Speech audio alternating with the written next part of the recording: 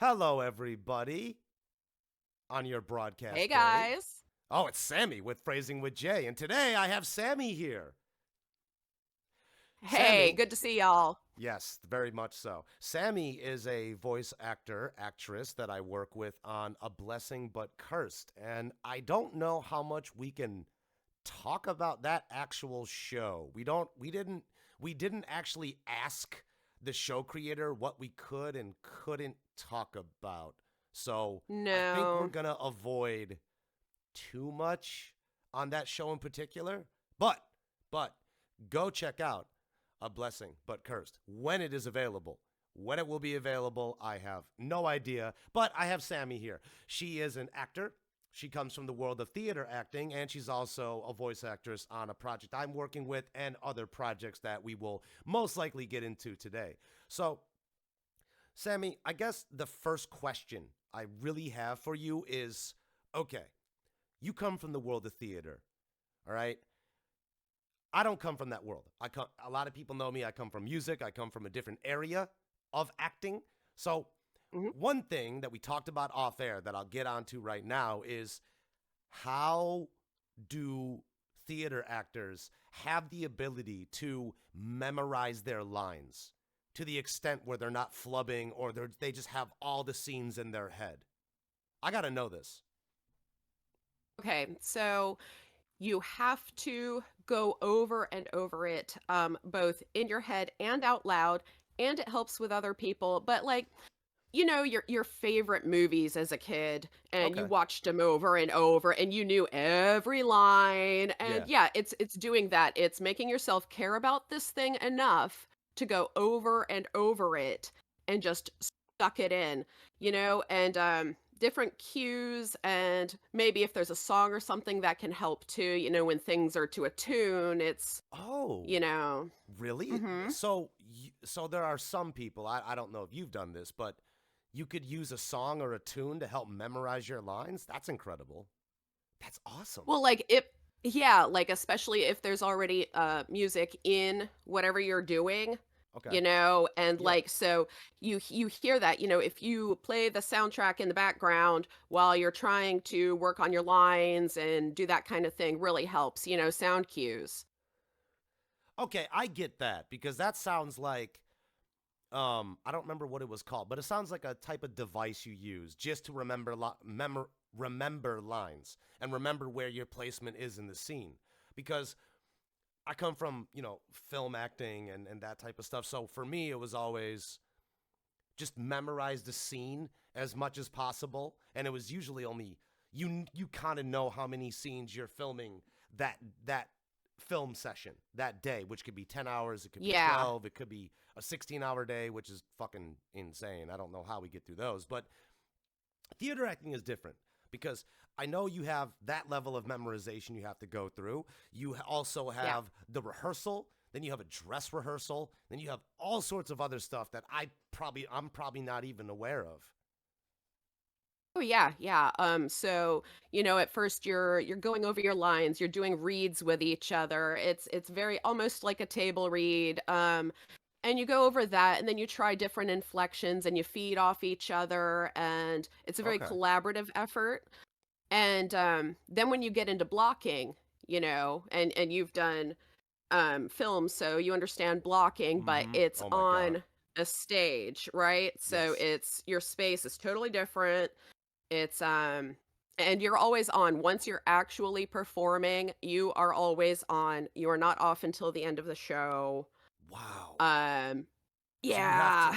so that sounds completely different than me going onto a set and they go action and you only have to sustain the character or stay in the emotional range for whatever amount of time that scene plays out, and then you have multiple takes, you get a break or whatever it is. Theater, clearly you don't get that. You don't get any of that. Oh no, you step back into the wings, take a breath, take a drink of water, maybe have a costume change, maybe help somebody else with a costume change, maybe become a stagehand for a minute because that guy was sick, Oh my god. Oh my god. Yeah, So it's a lot. that sounds like a lot. See, when I think about blocking, And what blocking is, people, is where if you're in camera, like I'm here, this would be, in front of the frame, or I'd be at a 3/4 angle, depending on what I'm doing. In theater, it's totally different. It has to be, because you're not facing a camera, you're facing an audience. So, how do you orientate yourself in a way to where your back isn't completely turned to one half of the audience, because I don't think they want to see that. It's a totally different skill.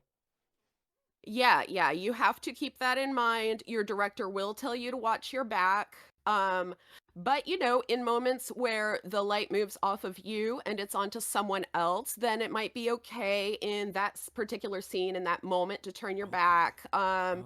It's just keeping all of that in mind. It's when there is more focus on you, you got to be front, or slightly angled or whatever. But yeah, don't turn your back unless the spotlight's off of you, or it's part of a move, part of a scene, that kind of a thing. My earliest memory of performing was Oh, in the okay. first grade, Wow. and yes, Thespian. and we were doing Three Little Pigs, and I was the big bad wolf. And I huffed and I puffed. My last name is Puffer, by the way. And That's awesome. and I huffed and I puffed, and I completely fell on top of the stick house and the little pig inside. And that is my earliest memory of performing, and that was how I learned the hard way: when you screw up, that's it. Yeah. Yeah, it's live. You gotta hide it or recover from it somehow, or just own it. This one time I had to own a flub. We were in a scene where we were tossing a baseball around, and Okay. I totally dropped my baseball, and the room went silent, and the ball rolled off of the stage into the audience. Oh Everyone's my quiet for like a whole 3 seconds. god. And how do I own this in that moment? Yeah. I ask the audience, "Hey, little help?" Okay, that's awesome. Make make them a part of it, That's anything your brain awesome. can come up with. Yeah, yeah, and that's why theater people practice a lot of improv, whether it has Okay. anything to do with projects you're working on or not. It's being able to develop Right. that skill. Right. Now, see, I have theater experience, but I did not do it to the extent that you did. Obviously, I took drama class and theater classes and stuff like that. So I have a limited understanding of blocking, and improv was something improv was something That I was was good actually. improv. Yeah, it was. Yeah, screw them. Whatever. I can get it later. Yeah, it's fine. It's over there. No, improv was something that I picked up on early on because I understood inherently that sometimes things don't go right. So you kind of have to know how to keep with the flow of things to keep things moving. Because if you are in a live environment and you do something like you drop the baseball and then it rolls off the stage and the crowd goes silent, you're right. You do have to own it. If you get all anxious and worried about it, the audience is going to pick up on that because the audience sees everything. They feel everything that's going on. So I definitely get that. I will say, though, that's clever. That's really intelligent. That's hilarious. I never would have thought of something looking at the audience and going, hey, a little help. It must have brought the room right back up. Yeah, yeah, like, "Oh, this was a definite moment, but I owned it and now it's over." Moving on. But no, that's good. That's really good. So if you don't mind me asking, how long were I imagine you're still acting, but how long were you in the theater side of acting before you branched over into voice acting? Oh, I actually took a long break from theater acting Oh, because I okay. had to work full-time job and all that. However, my full-time job was running a hot sauce store, which I will tell you, that What? is acting. Seriously, man, you got these big guys in here. "Oh, what's the hottest thing you got?" And Oh, then you come just on you now, you know, you guy. got to put on like your little dominatrix, like, "Oh, well, let me burn Ooh. you, and you come Har. over here and you burn them up, and everyone's having a great time and they're buying hot sauce. So it's like, even though I left the stage for a while because of life, I never stopped acting. Oh, Um, I totally get it. I've worked normal jobs too before, and I didn't run a hot sauce place like you did, but you're right. just because you leave the stage doesn't mean acting stops. If you do anything involving customer service, holy shit balls, you are definitely acting on a regular basis because Have there to. is a level of on you have to be. There are days where you don't want to work, where you're tired, where you didn't sleep well. You might not have had your fucking blunt that day, so you're kind of cranky and you still got to put on that and just be all happy and presentable for the customers because it's a hot sauce place. You're running a hot sauce store. It's a service-based industry. That's a customer-based industry. You have to make those people feel wanted. Excuse me. So they want to come back. And if you're going to put on the, hey, well, let me burn you, darling, that's a good sell. That's a good sell. And That's a that's, great that's voice. knowing your audience. Well, of That's if you got course. that group of guys, you're not going to treat the sweet little old Ah, lady who, oh, my grandson, he loves hot sauce. Can you help me find a gift? Well, then you turn on your Southern charm. Yes, ma'am. of I course. can Of help course. So it's knowing your audience. And yeah, so I did that for a long time, and now I'm home with my second child who's 1 year old, Oh, and that's I wonderful. needed a hobby, something fun to do. I get you. So my man bought me a microphone, and I started goofing Hey, around, finding gigs, and awesome. it's fun. It's like, yeah, I get to act again. I mean, voice acting is 100% acting. And a lot of people who aren't voice actors or actors of any type, they might not understand on how much acting you have to do because in theater acting and in on-screen acting like we have experience in, you have the visual. You can look a certain way. You can brood. You can be shocked. It's visual.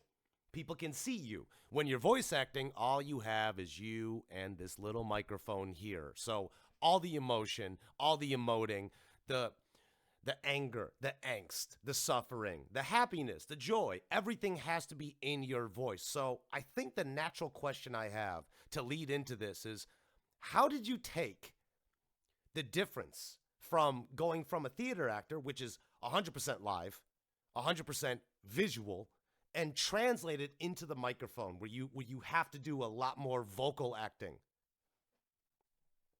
So that has actually been tricky for me because I've always acted with my whole body and my face and everything. And so I still do that. You'll see me making faces at the microphone, whatever.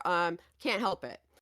That's how Oh, it of course. goes. Of course. But to just take that and exaggerate some of it through your voice, Mhm. just pretend you've got someone on the phone or pretend you've got someone there and just get into it and exaggerate the voice. And it's still a challenge for me sometimes because I do want to rely on other things as well. But yeah, that's a tricky one. Oh no, I totally get it. I think one of the things, because I'm very much in agreement with you on this, I came from music and live performances and these types of things and emceeing and hosting gigs. So there's a lot of times where I would be on stage when bands are setting up and breaking down, changing the drums over, getting their little banners up with their band name and stuff, and I'm going, hey, what's going on? Blah blah blah blah. Talking to the audience. You're looking at them. You're looking at all of them, trying to entertain. You compliment someone's shirt. You say, hey, are you with him? Yeah. Does he bang you right? Okay, good. It's what you just you gotta liven up a crowd. So it is different. I do the same thing you do. I was doing a voice acting gig uh, today, earlier before the interview with you right now, and I grabbed something because I had to talk Yeah, to another character, and right.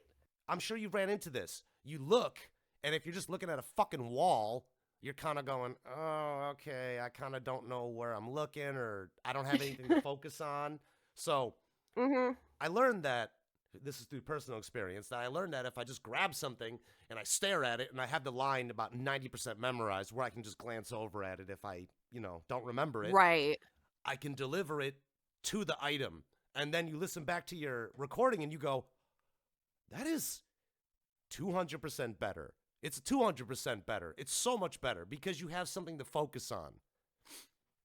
Yeah, absolutely. Anything, an item, Anything, not just a blank wall. You're Absolutely. right. Absolutely. So, how long have you stepped into the voice acting field? Because I know you're relatively new. I just don't know how new or how experienced you are with this. Because I want to tell you something. Before you answer, I got to tell you this. When we were in that conversation with the creator on A Blessing But Cursed, we were doing that line read, the soft read, dude, nailed it.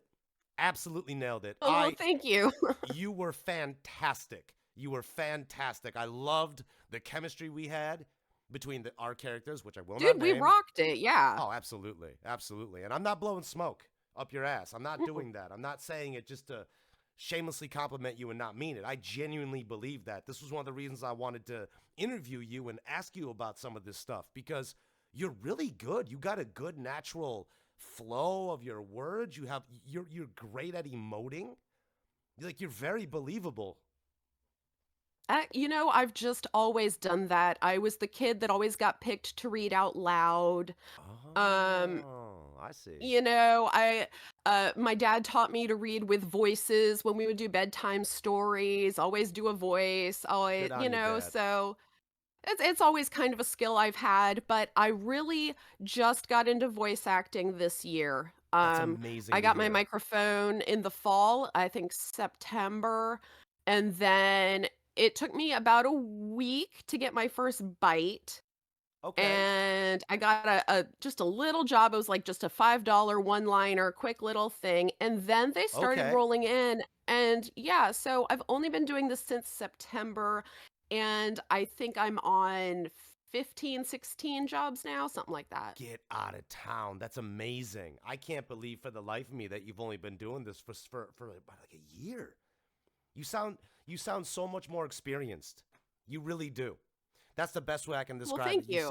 You're welcome. It's just you sound like you have way more excuse me, experience than you actually have. And that was something that really just kind of shocks me in a way because I go, you're very much suited for this. 100%. You are absolutely suited for this line of work. I trust me. If I had a role for you in one of my own projects right now, I would be like, hey, can you come on board? Well, Oh, thanks. Yeah, Jesus. anytime. Jesus, I'm absolutely going to have you on board for a special guest appearance or something like that because you have a good range.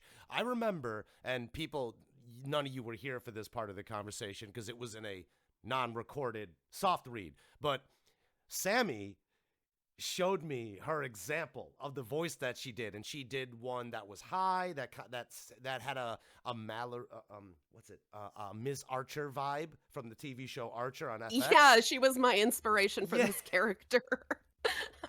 and I gotta tell you, it literally felt like I was talking to Mallory Archer. It really did. It really messed me up for a brief minute. I had to stop there and go, okay. It's not Ms. Archer. It's not Ms. Archer. Don't respond. Don't respond. I'm not And ready to throw this old hag no, out the window. no, we're not throwing the old lady out the window. Let's not do that. That's a bad thing. Let's not do that. But no, it was just you did your original take on it, and then you did a lower take on it, and I swear to God, the characters sounded the exact same. The characters sounded the exact same, and that was something that I had to tell you because she sounded the same, but it was like the range was just slightly different. And I remember telling you in that soft read that if it was a more emotional or serious type of scene, you could absolutely pull that voice and it would do wonderful. It would absolutely do wonderful. It's so believable. It's incredible. Thank you. Oh, no, it's absolutely fine. It's just one of those things where when you tell me that you come from theater acting, and I knew this previously, but to find out that your voice acting experience is under 2 years and you're this good already, well, you know what? Kudos to the husband. 100%. 100% for giving you that Yeah, he's microphone. great. Oh, he is. He's always encouraged me in my hobbies and things. That's fantastic. That's fantastic. I think that's something I can actually kind of move on to a different segue of sorts because being with somebody and you're an actor is Mhm. not easy. I will say that right now. You know what you're talking about, uh-huh. Yeah, it is. It's really difficult because and for the audience, I'll say it like this. Imagine you have to do something that you have to kiss somebody else or you have to have a romantic scene with somebody.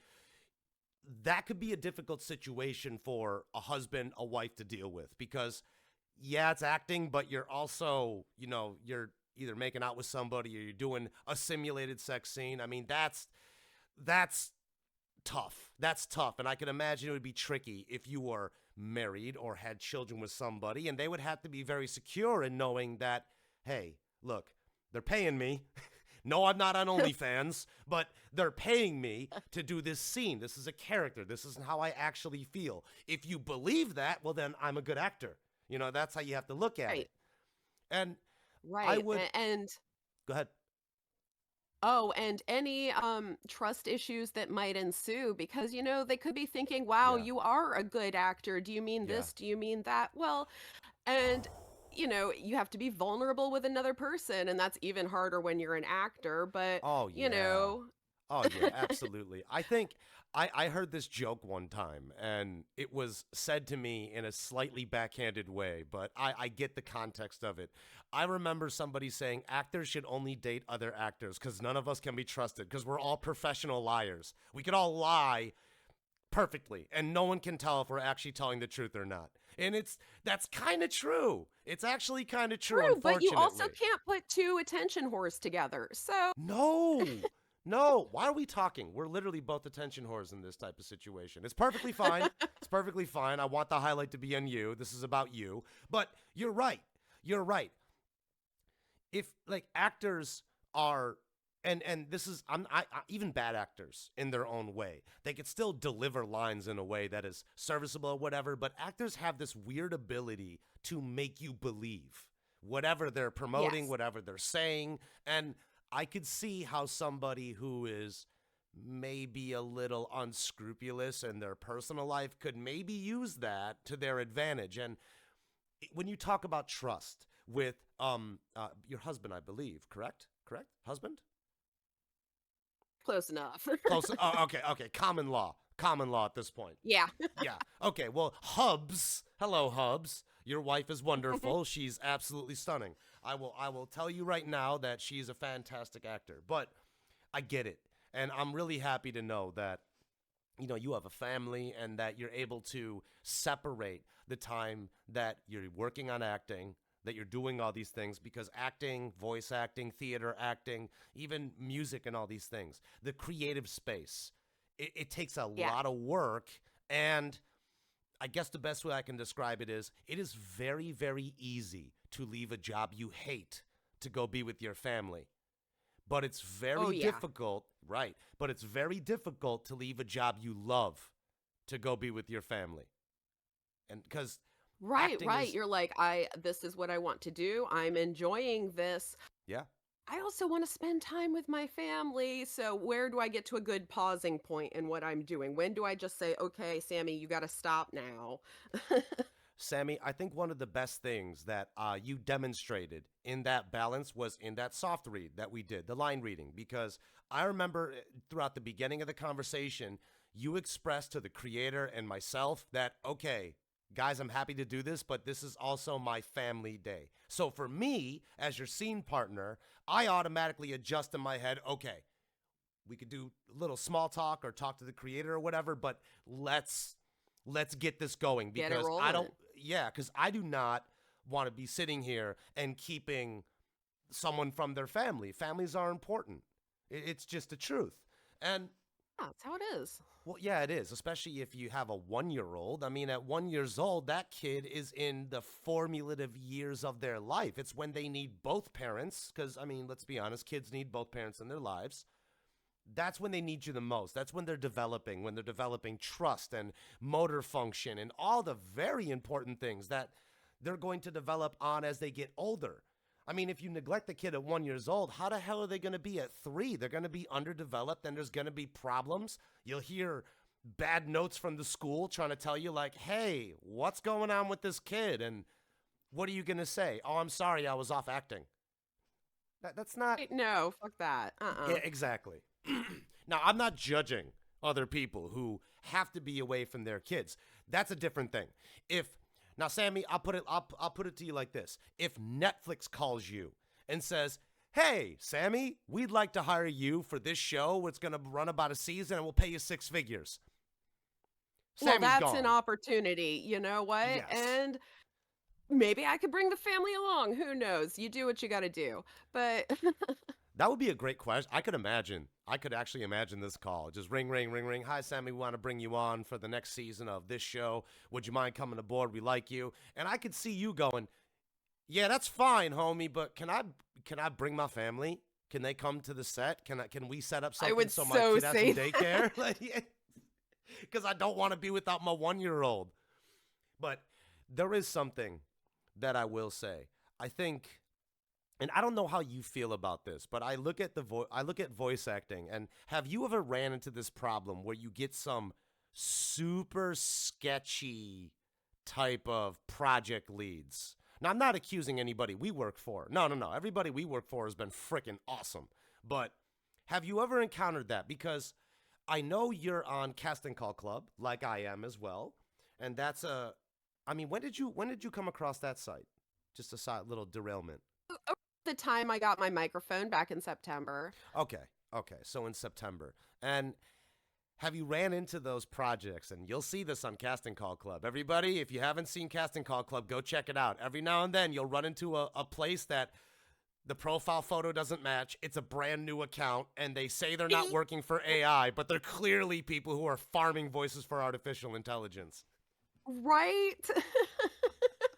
It's so obvious, and when I first started looking at that stuff, like, I don't know, it rang small alarm bells, but I was, hadn't really seen any of that before, so I wasn't sure. And then I saw some more and more of it, and yeah, that is out there, man. The scammers, they're out for everyone. Oh, dude, it's terrifying. It's absolutely terrifying. The worst I've ever seen. This is not related to voice acting. This is just acting. But I got an email from this was 100% scam. It was like, dear person, just some blank name thing, like a general tense, not even my actual stage name or my name or anything. And they're going, we would like you to model these clothes. And they had no images of the You don't clothes. They even had do that. I'm not even a model. Like I've done gigs like that, but that's so sporadic and it's not in Yeah. magazines or anything that's super publicized. So Yeah. it's not something people would know I did. You would have to know me or be someone I Right. worked with in the past. And they're going, can you model these things? We'll pay this much money at this location at this time. Yeah, see your face right there? That's what I was thinking. Now, have you ever gotten one of those weird gigs to where you just kind of look at it and you go, I can't trust this at all? Or have you kind of been safe from all that nonsense?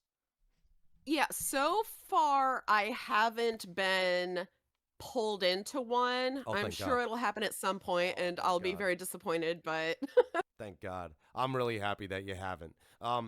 So what?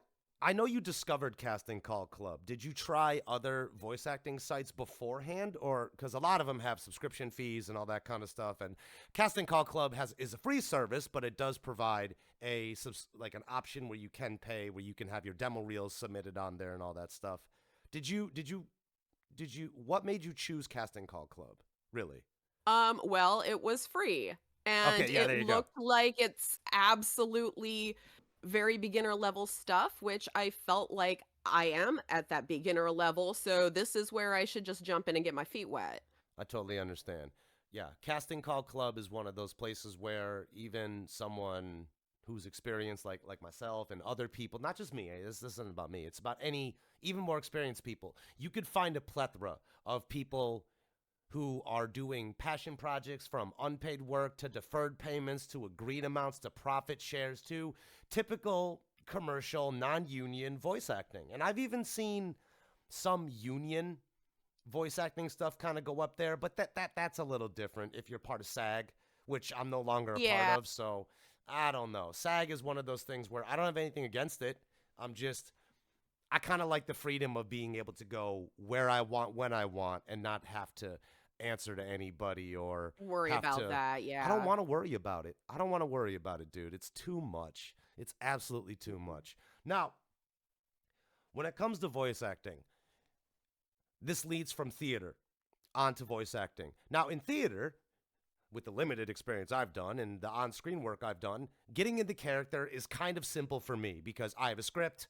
I kind of, I know what the character is. I got enough time to kind of, okay, let me get into character and eat my croissant and call my producer, and Yeah. then I'll go float over there and do a line. Theater's a little different. You guys have to get into character. You talked about it earlier. You have to get into character, and then you're on. You're just on. How do you sustain it for that long? Because it's an entire production. And I've seen people do that, and I look at them in awe, and I go, these are amazing actors. How the fuck do they manage that? And I'm even talking about people who've done dinner theater. Because dinner theater, for anybody who doesn't know, that is acting. You have to know the script. You have to do the acting itself, and you got to wait on people. I couldn't even, like, that should I be the, did that should dinner be the theater thumbnail. once. And dude, that was a blast, but it was a lot. How do you balance? Like, for example, what if you have an asshole customer or a drunk asshole who's hitting on you, and then you got to go do the stage show and like keep it Yeah, all but in check? you make it part of the character, man. Like, okay, this asshole is hitting on you. Well, what would my character do? Would she slap him? Would she scream Oh, at him? oh, Would, that's amazing. That's and also amazing. reading him as an audience member, what can I get away with here? But you That's true. abuse your audience and they like it sometimes, so you just got to know what you're doing. You can abuse your audience. So you talked about this earlier. You said know your audience, know your crowd, right? We talked about it with the hot sauce when you were working in the hot sauce place where you have the big manly man who wants the hottest shit in the store. And then you have Mhm. little old granny who just, my son likes hot sauce. Which one can I get him? And you kind of want to look at her and go, just get him some Tabasco, sweetie. It's all right. I don't want to burn the kid's Go to taste the buds dollar off. store. Don't pay these specialty Dollar shop stores. prices. See, that's the thing. That's the thing. I'll never understand that. I take that back. I understand the need of specialty stores. Goodness, I can't talk. But a lot of times, hot sauce, for example. I mean, dude, it's hot sauce. Just go buy a bottle from a dollar store or whatever, your little Tabasco, and you're fine. But hey, man, they got YouTube channels like Hot Ones out there who have custom whatever hot sauces and wing sauces that probably cost a fucking arm and a leg. I imagine they cost a fortune. Dude, watching Hot Ones was like homework, to stay up on the hot sauce trends and did you see this celebrity do the hot sauce last night and knowing this and these customers come in and they ask you, I want this sauce Really? from Hot Ones, and you're like, I want to watch Hot Ones because it reminds me of work. That's terrible. I could imagine. Have you ever ran into that in preparing for a role where you had to watch something that you might have not been a fan of, but you kind of knew you had to watch it or study something to get into character? Yes, I was in this just a small production Okay. where we were juvenile delinquents. Oh, I see you doing that. Yes. 100%. Yeah, and so it got gnarly, man. We Ooh. toured a juvenile facility. What? Um Whoa. yeah. Yeah, What the so I fuck? was totally not a fan of the materials we watched and our tour of the Oh. facility and all that, it brought me down. That's so sad. I mean, I have a pause here because I couldn't imagine doing a role where I'm in this juvenile detention center and then I gotta go to juvenile detention centers and do this shit in front of people who are locked up. That can't be fun. I mean, I guess it's fun in a way because you get to take some of these kids' minds off of where they're at and you give them something to escape with. But fuck, man, that's a little on the nose. Having them in It juvie was a lot. watching something. I mean, how did the kids take it? Because they're locked up. They're in juvie. They're going through a lot of stuff at that point in their lives. Oh, we didn't get to speak with the kids. No, we were just kind of like, it was really weird. It was like That's a weird. zoo. Like we were on tour watching these kids through glass. So, yeah. Glass. So they're behind Yeah. glass And they're Well, I watching mean, you they guys have perform.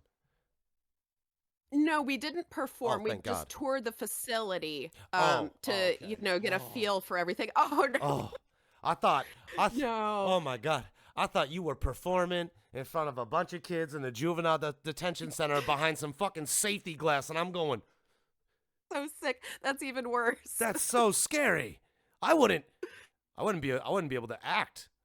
It's Yeah. Jesus, no. No, So no, it was just a tour we had to do, where you see these sad kids behind glass, that's messed up. and That's yeah, messed up. it was messed up. I bet that was difficult because, and this is before you were a parent, I imagine. Oh, yeah. Okay, so this is before you're a parent, and it's one of those things where you're like, dude, this isn't cool. I'm looking at humans in cages. This is not fun. No. But I do have a follow-up question. Did it help your performance, or was this one of those things to where you could have done without it and it would have not changed anything? I do think it helped because it brought me down, and my character she was such a bummer, What was your and it character worked. in this? I forget her name. It was so long ago, but she was part of a robbery gone wrong, and another kid died, and she's locked up and telling her story about it. What the fuck? Yeah, it Wow. sucked, man. So Okay, not my thing. writers. Yeah, man. Okay, writers. I understand we got to have a little bit of seriousness when it comes to these types of things, but robbery gone wrong, dead kid, this is grim. This is Right? depressing. And here's the thing. How do you go from, and this is in theater acting, how do you go from being who you are, which you're naturally up person, you're very up there in positivity, you're a very pleasant person to be around, and as far as my working with you and just now getting to know you better, how do you go from that to being like, for example, the character you are in the project we're working on together, who is very, they're solemn in a lot of ways, and they're very conflicted, and there's angst and emotion or turmoil. How do you take all of that and put it into the voice? Like, how do you get in the character for that particularly? To just bring the whole mood down to that level, Hmm. I start physically, my posture gets worse. Oh. I just Ooh. kind of down, just kind of, Ugh. and That's maybe let brutal. out some nasty sounding groans like,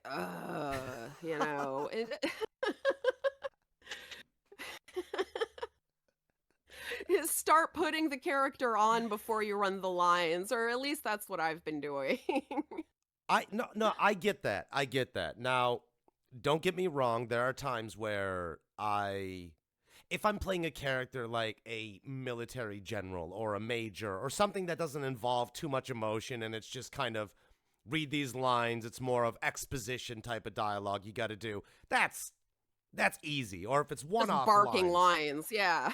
Yeah, you're just sitting there and you're going, well, it appears that the radar and the satellite on the third screen shows this information. I mean, you just kind of go with it. They're really hiring you for Mhm. your voice and your portrayal of being, well, I guess a little monotone. But and it's deeper than doing one-off things on a script because you've done one-offs before. There's not a lot of character you have to get into because there's not a lot there.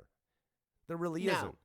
But in the character that you're playing for A Blessing But Cursed, it's one of those things where we obviously can't talk about it because we don't know what the creators are okay with us talking about, but there's so much in that.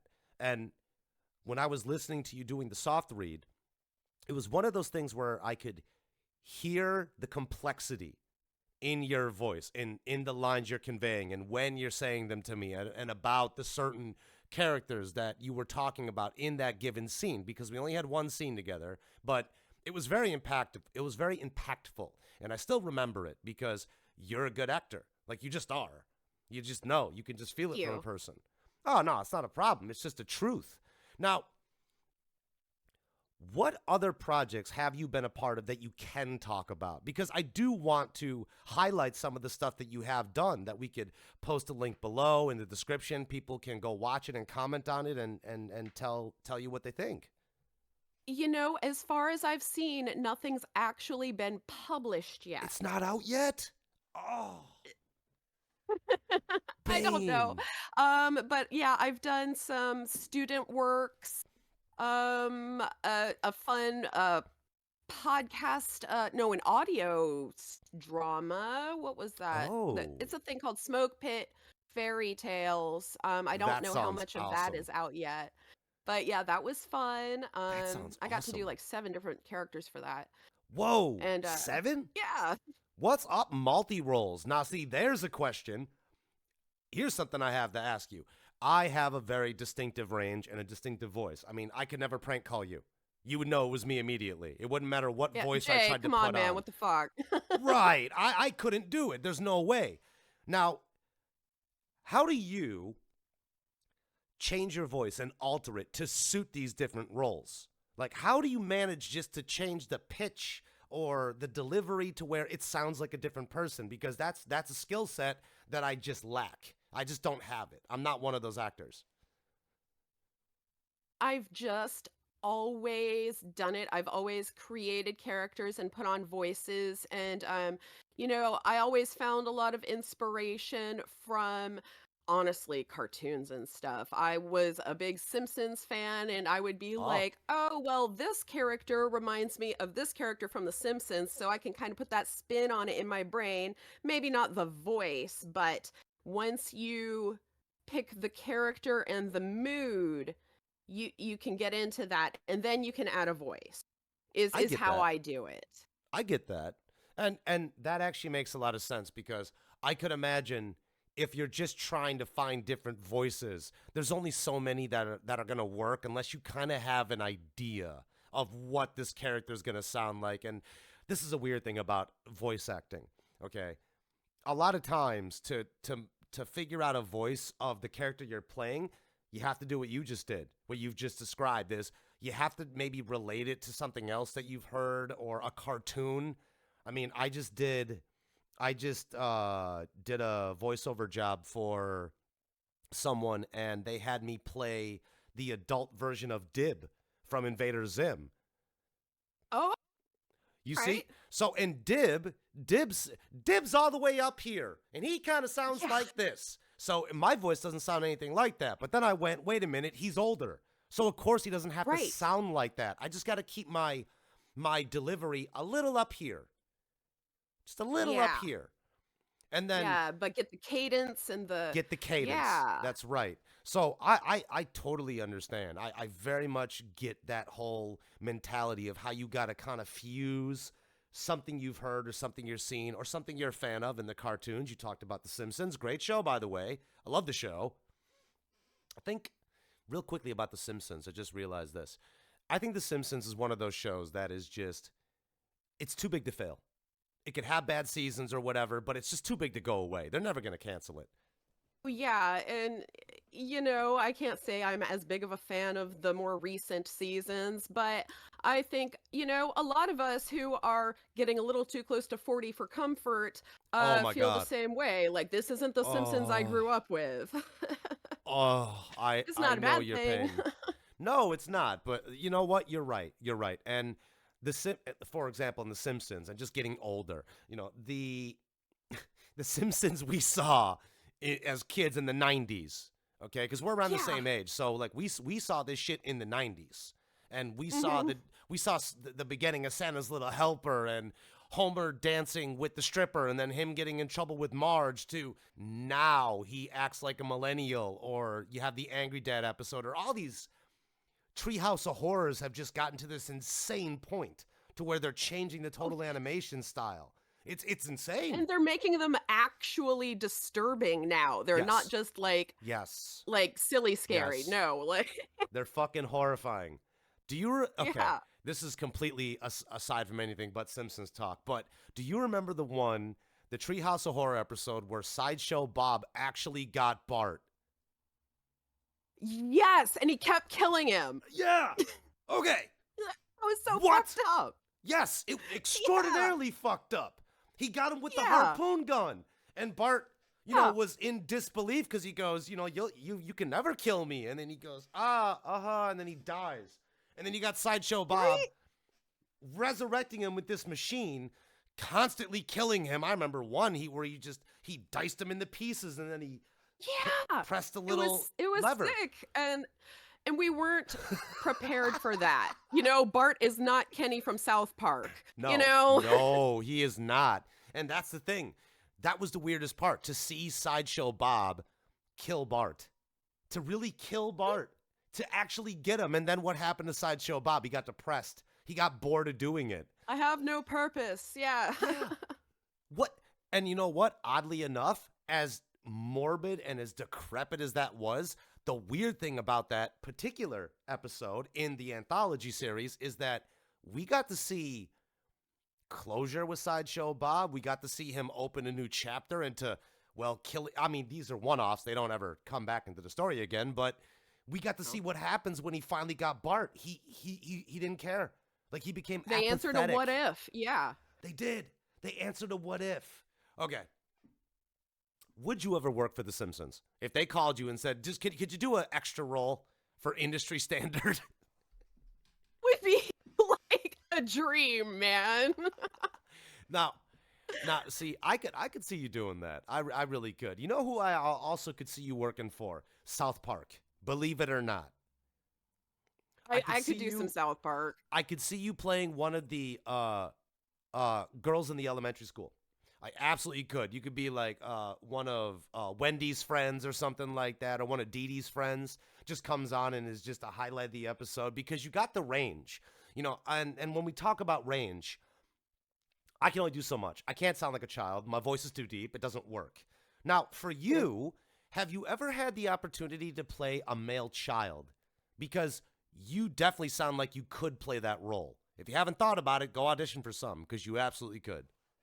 Now, I frequently like to do little boy voices. They're pretty fun. Little cartoony little boy voices. That's good. That's really good. Yeah, That's the type. I used to do Hell a yeah. lot of Wiggum, I bet my Wookie. Oh my some God. of that. Ralph, did you just Put Ralph a me? moon rock in my nose. I love that. I absolutely love that. Now, when it comes to voice acting, again, we've talked about getting into character. We've talked about sustaining the emotional range and such. I guess really what it really comes down to is, what is your favorite type of production to work on? Is it dubbing? Is it the podcast stuff? So I haven't dubbed anything yet, and Ooh, I mentioned interesting. before I'm kind of tech stupid, Yeah. so that would be a learning curve for me. All right. Um, so I just, as far as the voice acting goes, considering I just run the lines in my home and then send them in, it's not really a difference in what type of thing it's going to be. I just prefer to do more of a character. It's fun to be more of a character and outrageous and get to actually act versus more of a just a flat narration or a whatever. I completely understand. But I don't think in any stretch of the imagination, if somebody came to you and said, "Hey, Sammy, we'd like you to narrate the audiobook. Here's $500." You would go, "Yeah, let's do it. Let's go." Absolutely. Yeah, let's go. One thing I will say is I totally get you. I totally get you. A lot of characters that I play are one-offs. A lot of them are military people or a corporal or a major or a general or something very ordinary where I don't have to act. Really, I just have to say the lines. And a lot of voice acting, if people don't know, for people who might not be aware of it, there's two types of voice acting that happens. There's live readings. There's live recording sessions where you have a voice director with you. And then there's solo, isolated recordings, which is what Sammy and I are talking about now, where you just record your lines independently, and then you send them off to the director, to whoever the creator is, and then they come back with corrections. They ask you for retakes, and whatever your deal is what you get or however many you have to do. And I forgot where I was going with that. But either way, it's okay. It's okay. My brain is all over the place today. Like you, I've been running around back and forth all day, so my brain is just a million miles a minute. But I do got to say, I do got to say, it's one of those things where if I have to play a character, I remember what I was talking about now. If I have to play a character that's a little dry or whatever, or narration or that type of stuff, that's fine with me. I have no issues with that. But like you were just saying, I do like playing characters. I do like playing characters that have more of a range. That have a range Yeah. that it allows you to act. It allows you to be more colorful and to have emotion. Is that the baby? Baby's here. Hello, Oh, why are you running child. away? No. Oh, that's adorable. That's adorable. Okay, I'm not keeping you, am I? Oh, no, you're good. I mean, we'll wrap it up soonish, but we're good. Okay, just making sure. Just making sure. Because the last thing I want to do is keep you from your family. Because, like we said earlier in the interview and in the show, that families do come first, especially if you're in a job like this, like acting. Yeah. Oh, I can tell that kid is taking all the attention, and I'm so happy to hear that. I'm so happy to They're hear that and cracking me see up. that. No, that's awesome. That's awesome. And tell common law husband I said hello, of course, and that you're an amazing person. Jay says, hey, and you're awesome and amazing. Yes, yes. For he got you the microphone, and I never would have met you. I never would have had the privilege of working with you and being your scene partner had I had that not happened. So absolutely, all the credit goes to him for Yeah. that one. 100%. It's really good to know. But what are you working on next? What's next for you in the future for voice acting? Like, what can you talk about? Because I don't know if you signed NDAs or not. So right now I've got, well, the one I'm in with you, we've got Yes. that going on. I have this other one going on. What is that called? It's called Doodle something. Let's What? take a That look sounds at it right here. cool. Yeah, no, it's going to be a lot of fun. They don't want us to talk about what's going on with it, but I don't really know what's going on with it yet, Of course except not. for they are all original cartoon characters. And Okay. when we did the auditions, they didn't give us any lines. So all we did was look at these little characters and their description and come up with our own auditions. So I was feeling this sort of vibe for this character, and I made up like Oh. 3 or 4 silly lines for her. And apparently they told me that they enjoyed that so much that they kind of tweaked the character to fit the vibe I gave her.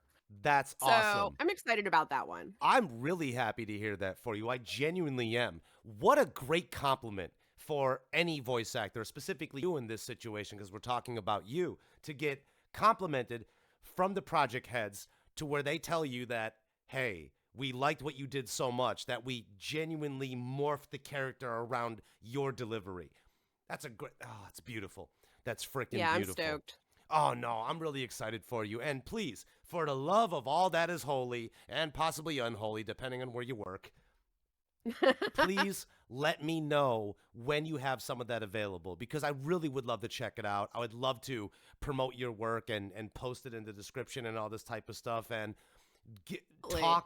talk to your project heads and see if they're okay with you posting their information down so we can get a little more awareness on what you're doing and your future in voice acting. Yeah, I'll see what they say. Oh, that's awesome. I appreciate it. Now, before we get out of here, before I release you back into the wilds of your family, where can people find you as far as social media? And I will post it below in the description. Okay, I'm not a big social media user, so I am working on that, but I am on Blue Sky and Instagram Okay? under Sammy Puffs. I love that. I love that. Now, here's my question. What the hell is Blue Sky? I have no Okay, so it's a brand new platform. They're trying to basically say it's the new but better X. A lot of people in the voiceover community are moving towards it. You should check it out. I'm making an account today. Today I'm making an Awesome. account. Yes. Yes, I will absolutely make Blue Sky. Before we get out of here real quickly, just one more thing about Blue Sky. What makes it better than X or Twitter? You know, I cannot tell you because I never had an X or a Twitter. And then I heard that everybody's moving to Blue Sky. And I'm like, well, if I need to make an account, I'll make it on the new thing. Okay. Well, that tells I'm me. terrible. No, you're not terrible. If anything, that's a good thing. I'm not even going to get started. We could save this for another show. But the amount of worry that I have for people our age, for people that are younger than us, with social media and the overconsumption of things like TikTok, Facebook, Instagram Reels, YouTube Shorts, and all of that. I mean, it genuinely damages people's brains. It causes rifts in relationships. So, if anything, I'm really happy that you're not using that platform like that, because to be honest, the time is meant that you're not working to be spent with the people who you love and who actually care about you, not worrying about what is going on the cyberspace that is not even connected to reality.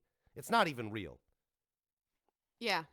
Yeah, no, it's priorities, and social media's never been a priority for me. Oh, Um, we so need more women in the planet to behave like you.